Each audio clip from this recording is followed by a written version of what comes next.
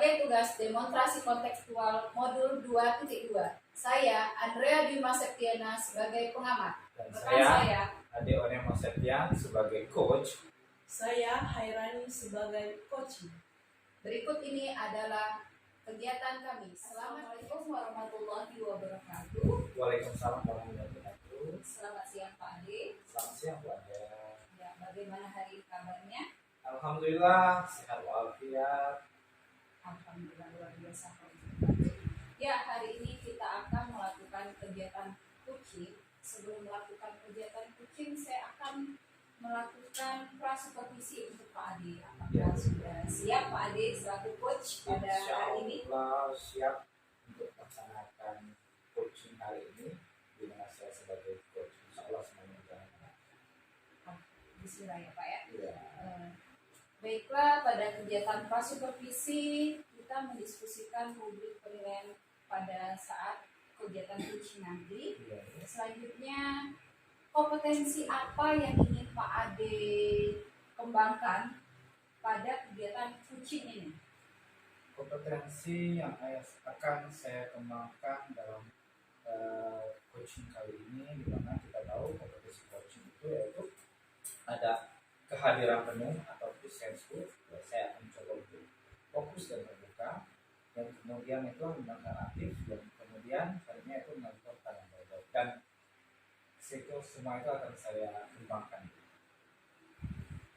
Baiklah, kompetensi mana yang lebih spesifik yang ingin diobservasi oleh Pak Ade untuk coachingnya nanti? Secara keseluruhan, 3 kompetensi coaching tersebut yang saya sebutkan tadi itu sangat diperlukan dalam coaching. Namun pada kesempatan kali ini saya akan lebih menjuruskan kepada kegiatan mengajukan pertanyaan berbobot kepada coaching. Jadi saya akan mengembangkan diri saya untuk memberikan pengembangan juga kepada si coaching nanti. Baiklah. Nah, selanjutnya, indikator pencapaian apa dalam pengembangan yang ingin Pak Ade kembangkan pada saat observasi nanti? Mohon maaf, pada saat kegiatan coaching. Pada saat kegiatan coaching nanti saya akan berusaha, di mana saya sebagai coach menemukan ide baru dalam menanyakan coaching nanti, dan indikator yang akan saya capai nanti bagaimana saya setelah menanya coaching nanti. Indikator yaitu sesuai dengan topik apa yang akan dibuka kepada coaching nanti. Jadi saya akan alurnya nanti akan saya fokuskan, dan lanjutnya itu tujuan pada coaching yang akan saya lakukan nanti yaitu menggunakan alur tinta. Jadi saat bertanya kepada pertanyaan berbobot kepada coaching nanti menggunakan alur tinta, yaitu tujuan, identifikasi pertanyaan-pertanyaan yang saya identifikasi, dan lanjutnya itu melakukan rencana aksi apa yang akan dilakukan coaching. Dan terakhir adalah tujuan akhir, di mana nanti si coach akan kita tanya tentang kesimpulannya dan kegiatan bagaimana selanjutnya. Terima kasih Pak Ade untuk kegiatan prasupervisi. Selanjutnya akan kita lanjutkan ke observasi. Iya, terima kasih. Assalamualaikum warahmatullahi wabarakatuh. Waalaikumsalam Bu. Waalaikumsalam warahmatullahi wabarakatuh, Bu. Kabarnya Bu? Alhamdulillah sehat. Alhamdulillah. Kita ketemu lagi dalam kegiatan coaching kita hari ini. Ini Bu Andrea sebagai pengamat dari Bu Andrea, ini Bu Hairani. Dia kemarin juga sempat coaching bersama saya. Saat ini kita akan melakukan coaching. Salam kenal Ibu Hairani. Iya, terima kasih Bu. Bu Hairani, alhamdulillah kita ketemu lagi dalam kesempatan kali ini dan kita di mana Bu Hairani selaku coaching dan saya juga selaku coaching, semoga dapat membantu Ibu dalam merumuskan atau melakukan pembicaraan ya. Oke, alhamdulillah dalam kegiatan kali ini dalam waktu yang singkat, mungkin tidak akan lama sama seperti biasanya, kita akan membahas kira-kira pada kesempatan kali ini apa yang ingin Ibu sampaikan, apa yang akan Ibu ulas di dalam kegiatan kita kali ini. pertama-tama terima kasih Pak sudah diberi kesempatan untuk bertemu kembali. Nah, sekarang ini kan di sekolah itu Pak sedang galak-galaknya tentang kurikulum merdeka.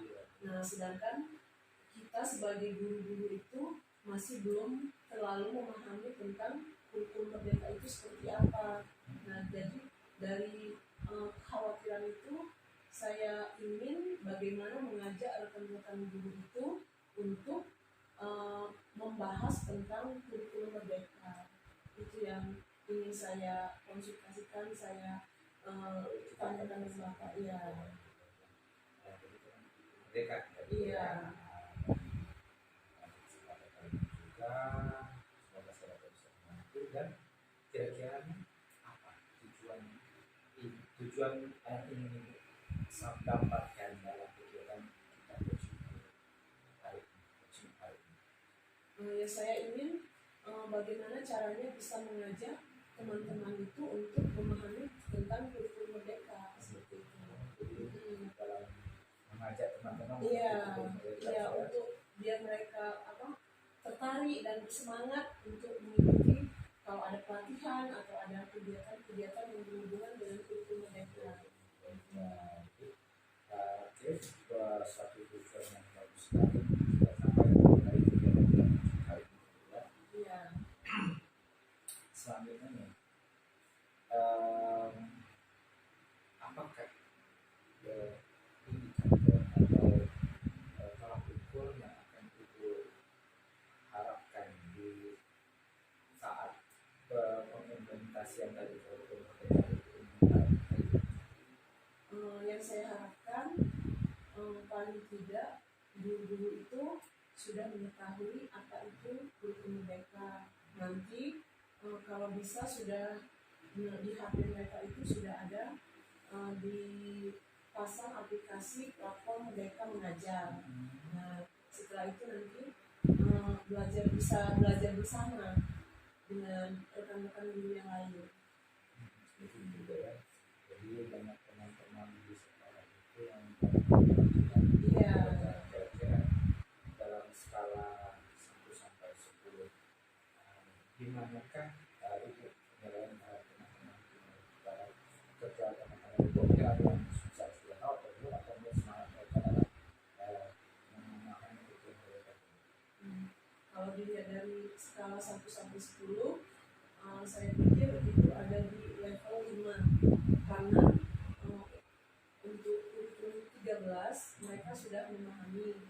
Nah, yang kalau kurikulum merdeka ini mereka memang belum memahami, baru mendengar, tapi untuk bentuk kurikulumnya seperti apa itu memang belum pernah melihat secara langsung seperti itu. Sekarang berapa kan sekarang? 5. Iya. Yang bisa ada kekuatan untuk mau belajar, juga belum sedikitnya. Iya. Nah, kira-kira semua adakah dukungan yang ibu bisa kira-kira ibu video kait-kait atau ibu harapkan dari sekolah sendiri itu apa yang tidak bisa melakukan? Iya, karena memang di sekolah itu lagi program untuk kurikulum merdeka itu sangat besar, apalagi sekarang terkait dari dinas pendidikan yang sudah mulai mengharuskan kita untuk menggunakan kurikulum merdeka, jadi kepala sekolah juga antusias dengan kegiatan ini. Nah, itu ditunjukkan dengan adanya fasilitas yang ada di sekolah, bisa menggunakan LCD atau laptop untuk kegiatan pengenalan kurikulum merdeka itu. Jadi nanti dibantu oleh pihak sekolah dan juga karena rekan-rekan guru walau mereka senior tapi mereka semangat untuk belajar. Jadi itulah kenapa mendorong saya untuk bisa segera melakukan kegiatan itu nanti. Gitu. Gitu ya, bagus sekali. Jadi dukungan dari kepala sekolah dan Iya. kalau yang tadi kita akan guru senior dan semangat kepala sekolah. Kira-kira keresahan apa yang ibu rasa dan kira-kira akan ibu rasa timbul menjadi hambatan dalam ibu melakukan pengimplementasian kurikulum merdeka? Nah, inilah masalahnya itu karena ada guru senior yang mereka soal IT itu sangat terbatas, seperti itu hanya menggunakan HP itu hanya untuk WA atau Facebook. Nah tapi untuk memanfaatkan aplikasi Merdeka Mengajar itu masih sangat kecil. Jadi itu yang saya kira nanti menjadi hambatan jika tidak kita bantu. Nah mungkin membuat guru-guru itu jadi kebingungan untuk mengakses platform Merdeka Mengajar itu. Seperti itu. Yang belum mengetahui artis Iya. karena tadi hambatan besar pasti sudah ada ancang-ancang atau rencana untuk menanggapinya atau mencari solusi. Mungkin baru rencana saja mungkin kalau boleh saya tahu. Nah itu tadi karena jika belajar sendiri itu kan lebih sulit dibanding kita belajar bersama. Jadi rencananya nanti kita ajak bersama-sama menggunakan LCD, jadi guru itu bisa melihat langsung yang mana yang mau dipencet, yang mana mau ditulis, jadi secara langsung sehingga mereka bisa menggunakan HP-nya dengan maksimal. Yang diprioritaskan tadi adalah tulisnya ya. Iya. Atau ada mungkin yang lain yang diprioritaskan untuk yang diprioritaskan itu khususnya yang guru kelas, karena mereka yang pegang kelas, dan memang kebanyakan guru senior itu adalah guru kelas. Jadi karena dia guru kelas senior, Iya. maka coba kita prioritaskan. Iya. Nah, tadi sudah menceritakan tentang hambatan, menceritakan tentang dukungan dari sekolah, alhamdulillah. Nah, kira-kira nih Bu ya, karena tadi sudah bersama tujuan bagus tadi, kira-kira rencana konkret yang seperti apa yang akan dilakukan untuk mencapai tujuan itu? Rencananya pertama nanti saya akan menemui kepala sekolah dulu untuk menyampaikan tentang rencana yang akan saya lakukan. Nah setelah itu nanti setelah dapat izin dari kepala sekolah, nanti kami berdiskusi dengan guru karena mereka mempunyai waktu yang luas untuk melakukan kegiatan tersebut, sehingga tidak terburu-buru dikejar oleh pekerjaan lain, jadi bisa fokus ke kegiatan yang akan dilakukan itu. Kolaborasi kepala sekolah. Iya. Dan untuk pelaksanaannya mungkin kita sudah rencanakan seperti itu dengan kepala sekolah, mungkin dengan kursusnya lainnya, mungkin waktunya kapan?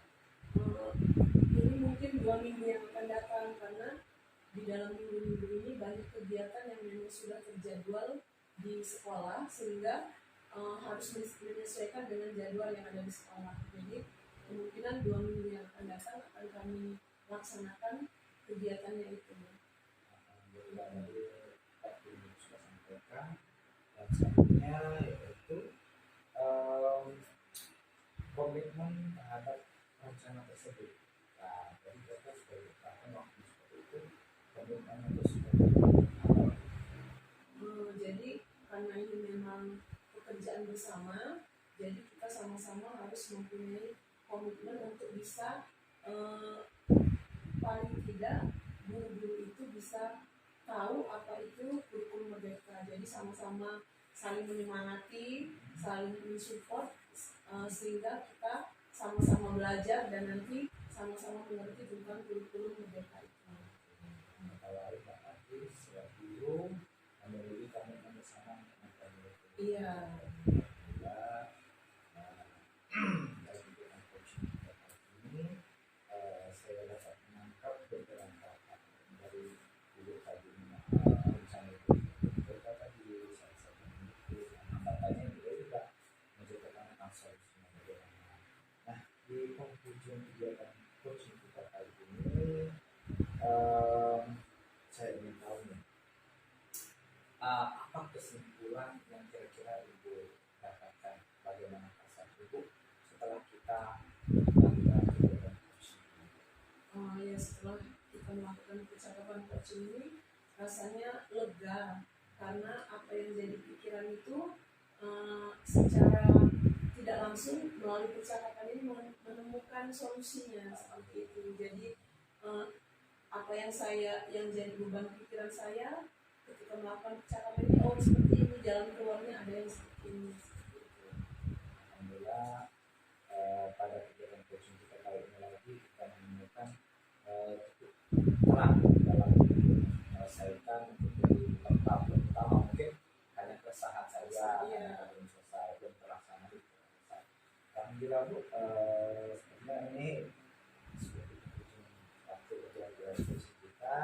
Semoga kita dapat bertemu lagi di dalam coaching selanjutnya, dan saya berharap di kemudian saya dapat menemukan hasil dari kegiatan itu tadi, coaching kita hari ini, apa yang menjadi rencana komunikasi itu mereka tadi dapat kita ceritakan pada kegiatan coaching selanjutnya.